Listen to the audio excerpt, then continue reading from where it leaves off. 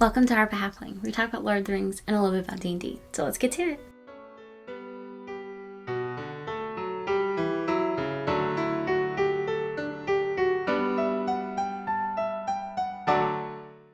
Today we're going over chapter 13 of the Silmarillion, of the Return of the Noldor. And this chapter begins with us seeing Fëanor and his group cross into Middle-earth at Lambeth, at the Great Echo. It says that the sound of the burning ships and of everyone coming to shore fills the air, and that many can hear the sounds not knowing what it is that they're hearing. And that the light from the burning of the ships is not only seen by Fingolfin, but also by the orcs. And so Fingolfin and his group began to move inwards and move towards Hithlum and towards the Lake of Mithram to make camp at its north shore.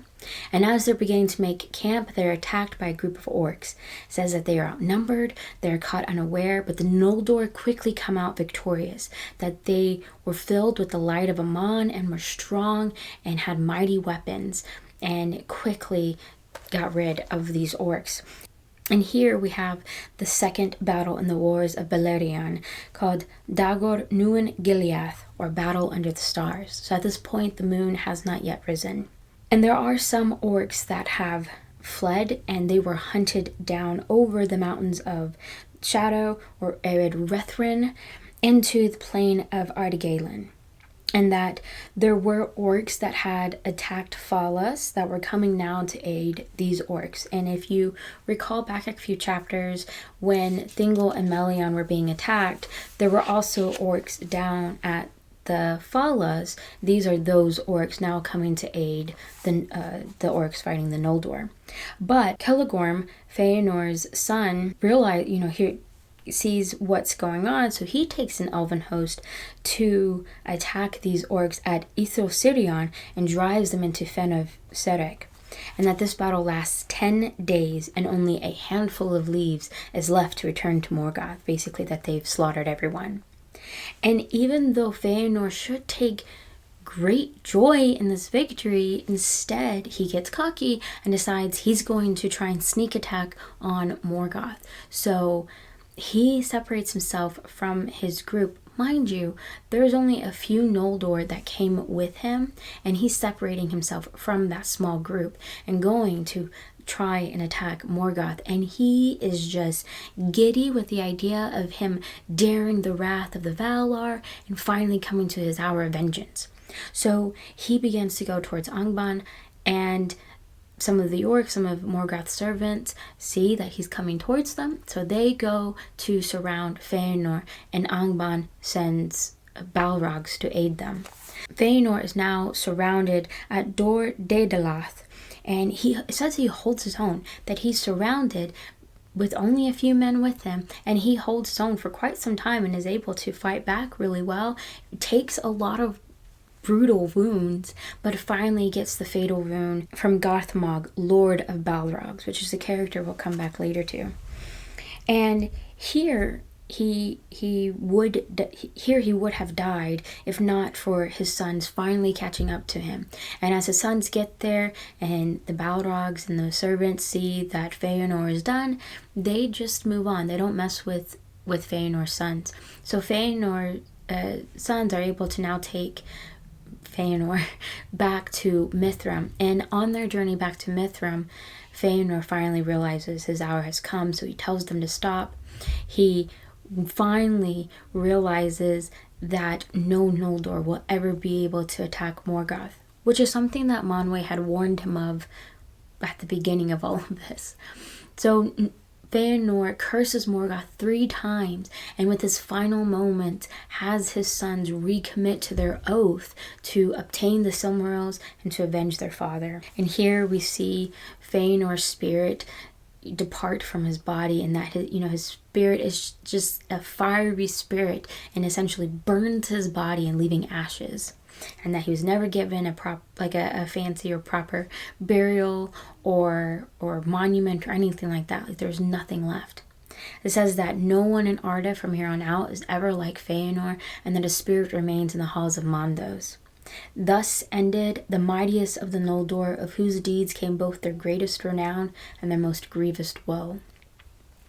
So At this time, there are still Noldor at Mithram, and they meet some of the Grey Elves and are excited to see their long-lost kin. They've been separated for nearly 4,000 years, and they're excited to see them. However, because of that long amount of time, the language is very different, and they do have a hard time communicating with one another. But the Noldor do eventually piece together that Thingol is here, that there's, this girdle of enchantment, and the Grey Elves are excited to see the Noldor because they believe that the Valar have sent them as aid. So now, in the hour of Feanor's death, Morgoth sends a messenger to them saying, hey, I acknowledge my defeat. Let's make a deal that includes the Silmaril. So Madros, Feanor's eldest son, is like, yes, we need to go see these emissaries. We need to make this deal. But his brothers are like, no. Morgoth is a liar. This is a bad idea. But Mandros is able to eventually convince them to go to this location and meet with the emissaries. And when they get there, the emissaries have each come with a greater force than spoken of that includes Balrogs. So Madros is the first to get there, and they ambush him, destroy his whole company, and take Madros alive to Morgoth. Now his brothers were able to get away and fortify themselves at Hithlum. And so another messenger from Morgoth comes to the brothers saying, if you guys either go back to Valinor or go far south of Beleriand, we'll release Madros. Well, the brothers know that Morgoth is a liar, so they don't agree to any of this, and they're also still bound to their oath. So Morgoth, hearing this, takes Madros to the precipice of Thangorodrim, and with steel binds his wrist to the mountains, just his right wrist. And he's left there. So the Noldor at Hithlum now are hearing rumors that Fingolfin and his group have entered into Middle-earth. And here we see the rising of the moon. And it takes him 7 days to get to Mithram. And it says that Fingolfin comes now with his banner unfurled, shining blue and silver, blowing their horns and trumpets. And with every step they take, flowers begin to bloom. And now we have the rising of the sun. And here ends the ages of stars. So, because of the sun, Morgoth and his servants hide in Angband, and Fingolfin passes into Dor Daidalos, which is where Feanor was slain. And it says that the elves begin to hit on the gates, they blow their horns, and the sounds of their horns shakes the towers, but nothing really happens. And Madros can hear the trumpets and cries out to them, but because he's on the mountain, the stone just absorbs his cries, and so no one hears him. So Fingolfin, being calmer and more patient than Feanor, goes to Mithram to find Feanor's sons and to allow his people also to rest and be shielded by the mountains of shadow, by Ered Rithrin. And now he actually knows the strength of Angband and knows what he's up against. So Fingolfin's group is now, with the House of Feanor, and they do not like the House of Feanor, rightly so. They can't put their blame on Feanor now because he's dead, but they can put their blame and resentment towards the House of Feanor, and they do. And it says that the people of Fingolfin and of Finrod, son of Finarfin, greatly outnumbered the followers of Feanor, and that they moved to the southern shore so that there's a lake between both camps. And many of Feanor's group repented for the burning and admired all that had crossed the Caraxes, that was a very valiant thing to do. But they were reluctant to welcome them in because they were so ashamed of what had happened. And because of this division, the Noldor do nothing for quite some time. So Morgoth, seeing this division, takes joy in this, sees the victory in it for him, and causes a vast amount of smoke and vapors to build and to hide him from the sun. And a great wind from the east comes and blows that shadow to begin to cover the lake of Mithram. And Fingolfin's son Fingon sees this, sees that Morgoth is going to attack as soon as he can, and he wants to reunite the Noldor. And Fingon was very close to Maedhros and Valinor, but with the burning of the ships, believed that Maedhros had just forgotten about him and abandoned him. But he still wanted to go and rescue his friend. So Fingon, without counsel, without aid, goes to go and rescue Maedhros on his own, and he begins to climb Tengrodrim to try and find some crevice, some entrance, some piece of hope to try to get in to save Maedhros. Sees nothing. And even though the orcs are still in Angband, they're hiding, Fingon takes out his harp and begins to sing a song of Valinor by the Noldor before Melkor's division, and begins to play this song. And in the echo, he can hear Maedhros singing and replying, singing through his pain. And immediately Maedhros climbs down to the foot of Tengrodrim and looks up, and there he sees Maedhros hanging by his right arm on the face of the mountain, and Fingon begins to weep at the cruelty that he sees. Maedhros now is crying out to Fingon to just end his pain, to end his life. And Fingon, not seeing any way out of this, agrees. And so he begins to string his arrow and pull back, and in his last final moment of hope, he cries out to Manwë, "O king, to whom all birds are dear, speed this feathered shaft and recall some pity for the Noldor in their need." Basically saying, like, please guide this arrow and make this a swift death. And yes, Manwë does command the eagles, and he had commanded them to keep watch over Angband, over Morgoth. And hearing Fingon's cry, Thorondor, king of the eagles, mightiest of all the birds, sweeps down and stops Fingon from shooting his arrow, and picks him up and takes him to the face of the mountain, to Maedhros. And here again, Maedhros begs for an end, but Fingon can't do it, and instead cuts his wrist, or cuts his hand off right at the top of his wrist, and there Thorondor is able to carry both of them back to Mithram. And it says that because Maedhros was in Valinor, he was nurtured in Valinor, and he has this great strength and was able to heal, and that he learned how to wield his sword with his left hand better than his right. And because of this heroic act, Fingon is greatly praised, and this reunites the Noldor.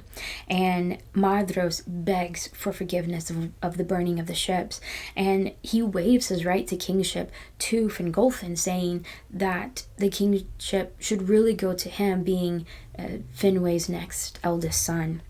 And Maedhros' brothers go along with this, but it says that in their heart they do not agree.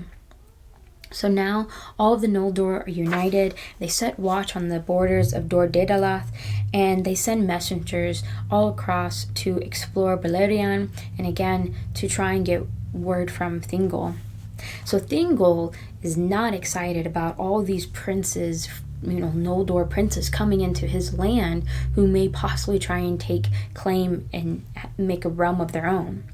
And he doesn't allow anybody to come into his kingdom or into the girdle, and that the only people that he will allow is anybody who can claim close kinship to himself through Finarfin, whose mother was the daughter of Olwe. And even this is done very reluctantly.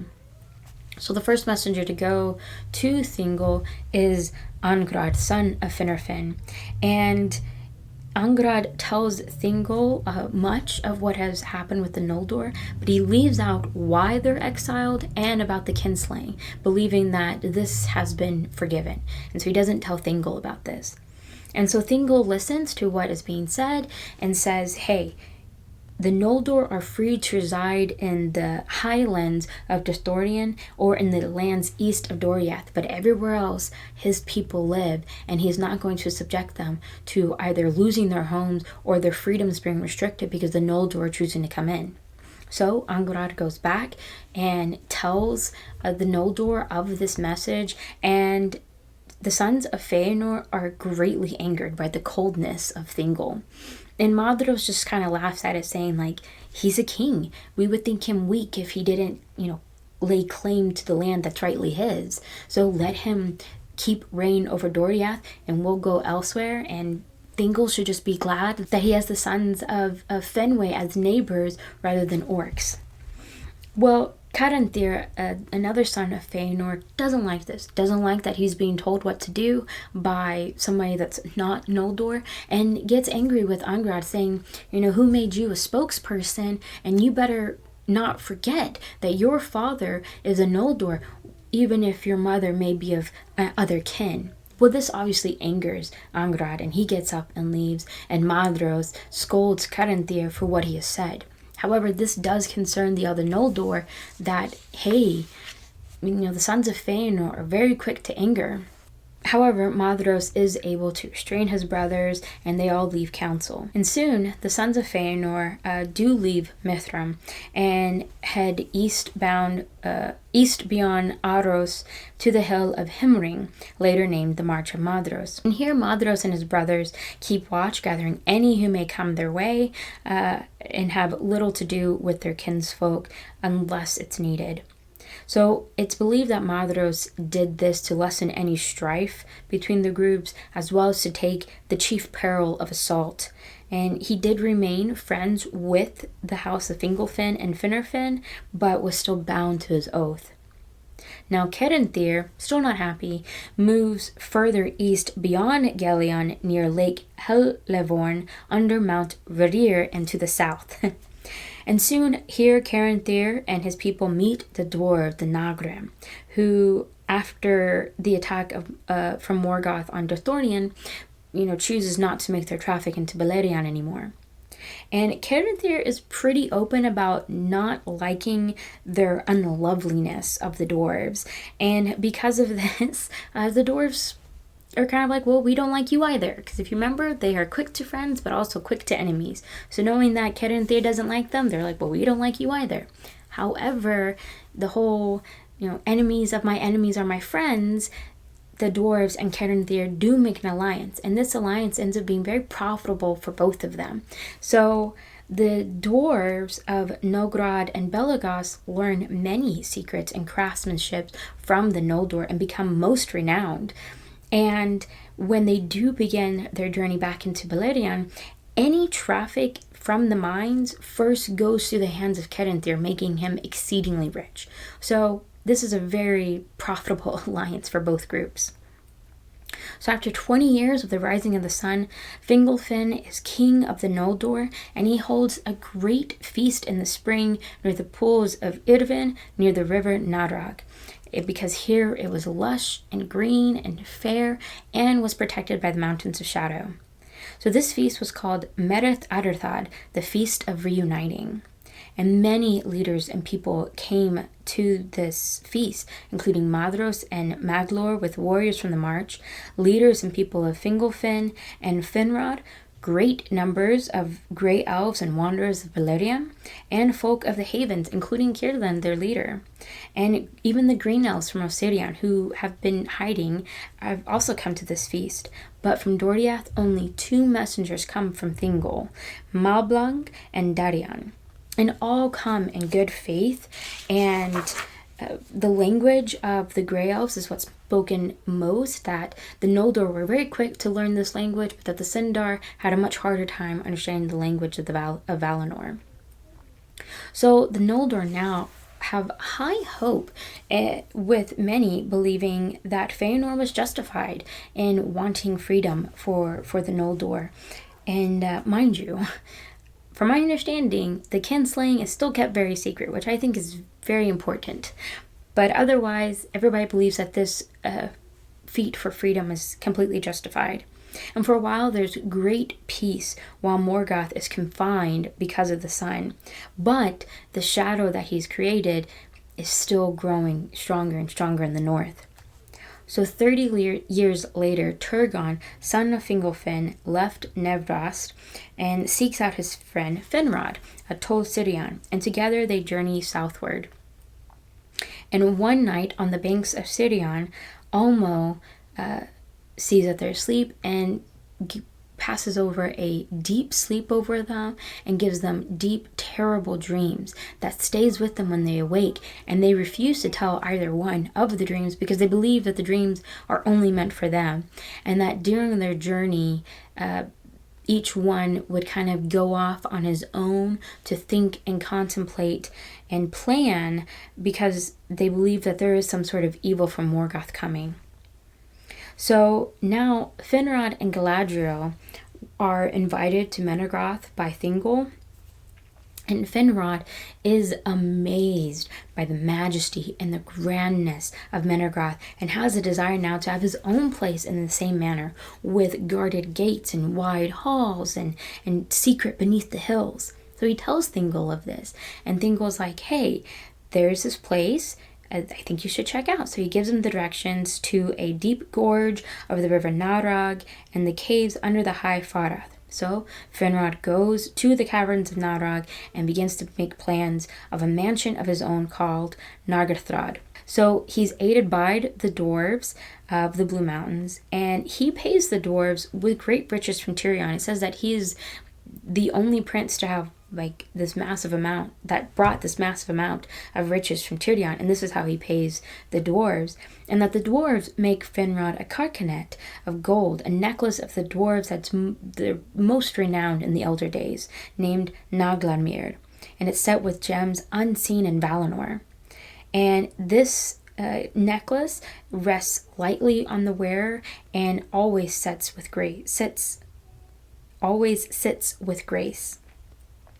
So Nargothrond was made, and the dwarves now name Finrod Felagund, hewer of caves, and the name he goes by until the end. And the chapter makes sure to say that Finrod Felagund was not the first to live in the caverns of Narag.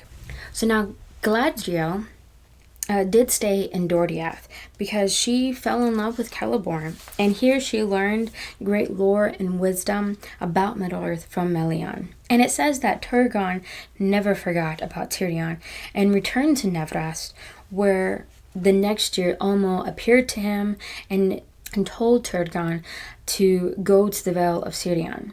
With guidance from Ulmo, Turgon went and discovered the hidden Vale of Tumladen in the encircling mountains, where in the middle was a hill of stone.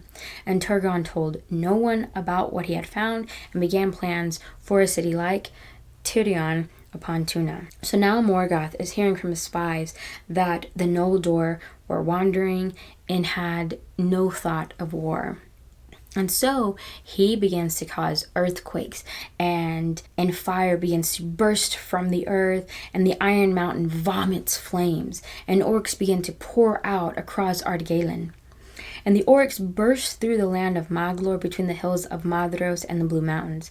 But Fingolfin and Madros were awake and vigilant, and they came upon the main part of the host from both sides that was attacking Dorthonion, while others pursued orcs that had scattered in Beleriand. So Fingolfin and Madros' host defeated the orcs, following them back to Angband and defeating the last within sight of the gates. And that this was the third great battle of the Wars of Beleriand, Dagor Agloreb, or the glorious battle. And though a victory, the princes do take heed of this warning, seeing that Morgoth is still wanting to attack. And so the Noldor draw closer together and strengthen their watch, waiting for the siege of Angband. And this war lasts for 400 years. And for a while, no servant of Morgoth came out of Angband in fear of the Noldor and their strength. So Fingolfin now becomes a little cocky, saying that only if there is treason among the Noldor will Morgoth even dare to fight them. However, the Noldor are unable to capture Angband or retrieve the Silmarils. And for that 400 years, the war never ceased, with Morgoth constantly coming up with new evils and trials. Now, north of Morgoth He had no enemies, and by this way he sent out his spies into Beleriand, and they were told to capture anyone that they could to bring them back alive to Angband, where Morgoth would basically look at them and instill this fear into them and forcing them to become spies of his, and through this is now able to learn of everything that has occurred since the death of Feanor. And he sees the seeds of division once again and rejoices in this. So after 100 years since Dagor Algoreb, Morgoth tries to attack Fingolfin. It says that he doesn't dare to try and attack Madros because he's way too vigilant, but he does try to attack Fingolfin unaware.